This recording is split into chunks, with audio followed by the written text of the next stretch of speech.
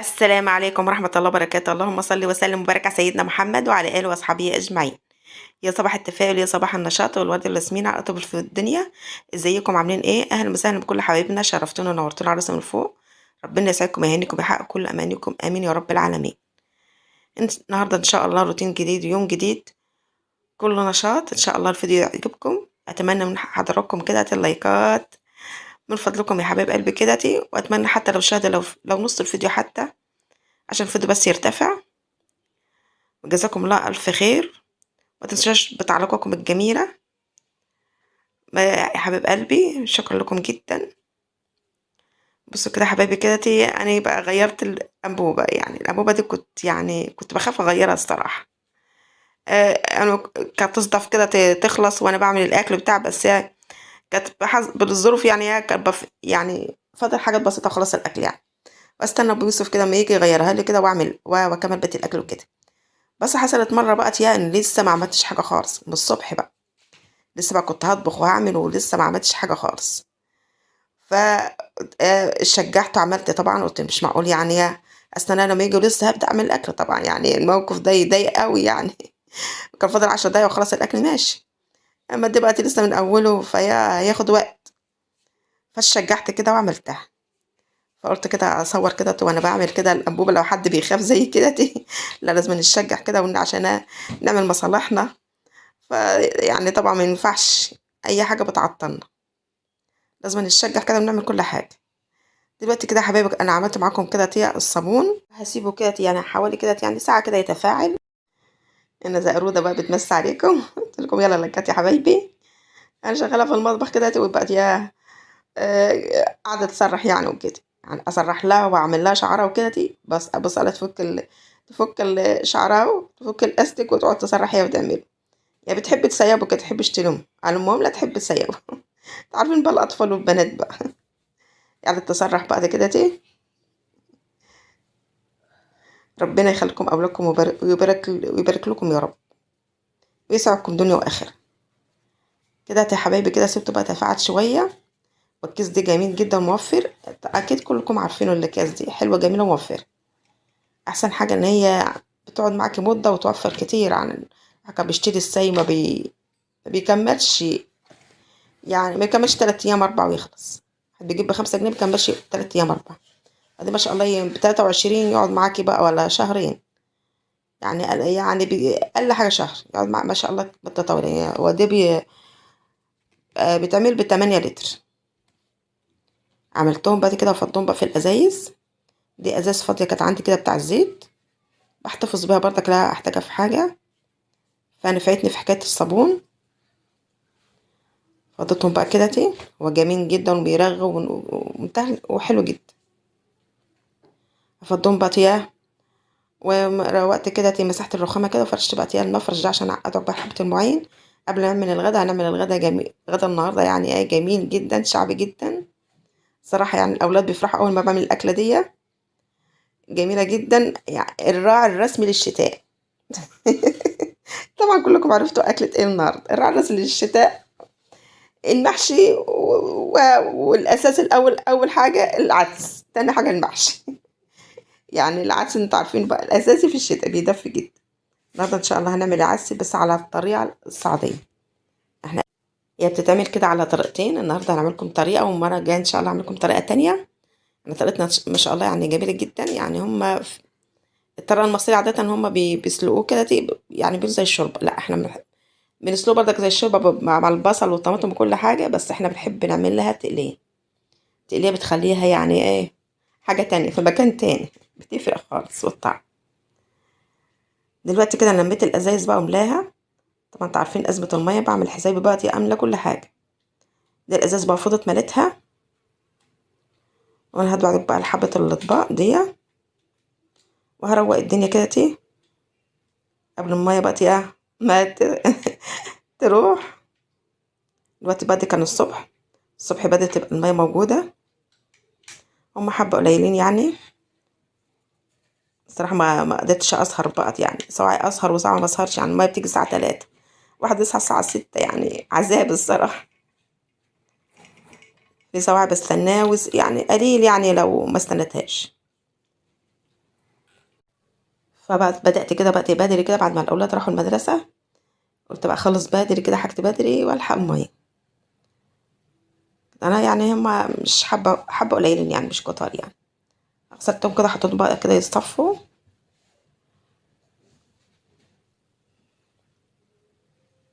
ولما أمسح برضه كده المطبخ، يعني الواحد لازم من برضه كده أمسح المطبخ كده كل يوم، يفضل كده يلمح كده يبقى كويس.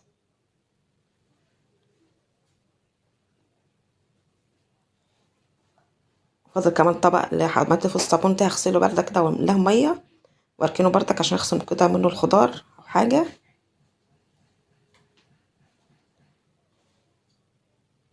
اللهم صل وسلم وبارك على سيدنا محمد.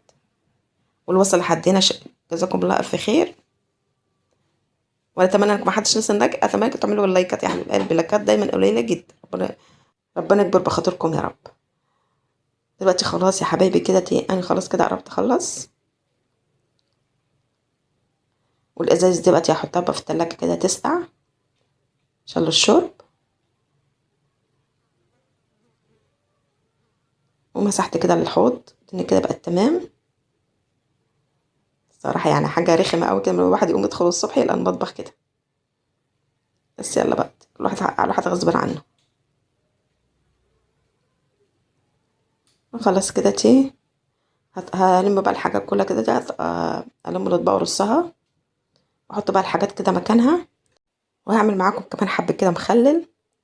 أنا الصراحة كان عندي شوية مخلل كنت عاملاهم والبرطمان فضي، قلت لا المية لقيتها يعني مية الطرش بتاعته لقيتها ما شاء الله حلوة وجميلة يعني ولونها جميل وطعمها حلو. فقلت لا أكبهم ما أنا استفاد بيهم أحط بهم شوية خضار وأعملها شوية مخلل بدل ما أعمل مية جديدة وبتاع، فأنا أستفاد بيهم يعني. طب هما كويسين. فلميت حبة الخضار عندي اللي في التلاجة لقيت حبة خيار على حبة فلفل وعلى حبة قرون شطة وفلفل رومي. حطيتهم بقى كلهم هحطهم كلهم وأعملهم. هوريكم إن شاء الله وأنا بعملها. بس طبعا بس إيه هزود حبة ملح عشان لا الخضار اللي هحطه. كان جميل جدا الصراحة. دلوقتي كده أنا خلصت بقى المواعين وروقت الرخامة وحشت الحاجات اللي عليها ورصيت كل حاجة مكانها. الحتة اللي فوق دي مش بطول، كل ما بمسح بطول بس لحد الايد كده، مش بطول الحتة اللي فوق. وقفت على حاجة كده قلت بقى امسح بقى اللي فوق. ولمحت برضك كده بردك السيراميك كده حوالين داير كده خدت له تلميعة كده عامل بقى الجنب الأخير كده. خلاص الدنيا تمام زي الفل. فاضل بقى البوتاجاز بقى امسحه. الواحد كده يطبخ على نظافة على الروقان. هنا بقى كده دعكته كده وامسحه بقى كده بالفرطة كده.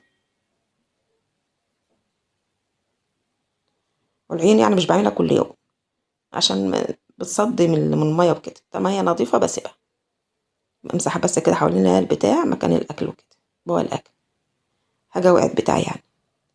أما العيون مش بعملها كتير من كتر اللي عامل فيها هتبوظ يعني.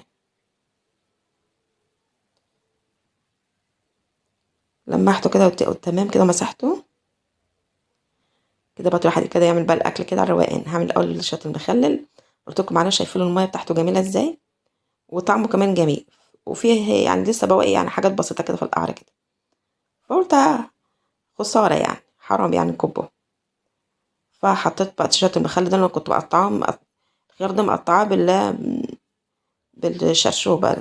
شرشوبة بالمبشرة. دي دماغ الواحد بتتقلب.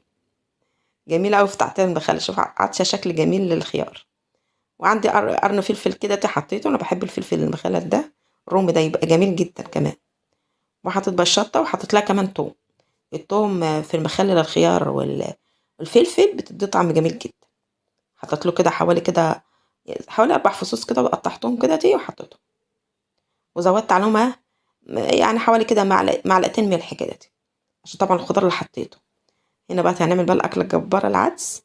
هنا بقى كنت سلقته كده حطيت له كده حبتين طماطم وبصلايه قطعتهم كده وسبتهم لما استوي خالص. دلوقتي بقى ايه هضربهم في الخلاط.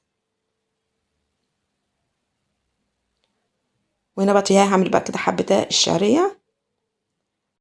هنا بالشعريه بيبقى جميل جدا، بعد كده بحبه يستوي جدا كده بالشعريه. مع احمر العدس. كده الاول الشعريه. عارفين كده يا حبيبي الشعريه ما بتاخدش وقت في السوا، بحطه بقى بعد ما مسافه بعد ما دقيقتين ايه 3 اضرب تلاقيهم استوى. العدس حمرتهم بقى كويس كده، واحط خدوا له اللون الشعريه كده وازوده اللون حبه الجميل كده. ميه عشان الشعريه تستوي كده مع العدس. هنا بقى العدس بعد ما ضربته كده في الخلاط هزوده بقى، احط الشعريه وازود بقى حبه الميه عشان لسه كمان القوام بتاعه طبعا هيتقل بعدها ما حطينا الشعريه. الحبه الفاضلين مش هنسيبهم في الطاسه، خبطت الطاسه عشان ينزلوا مش هنسيبهم يعني، الشوال الفاضلين مش هنسيبهم.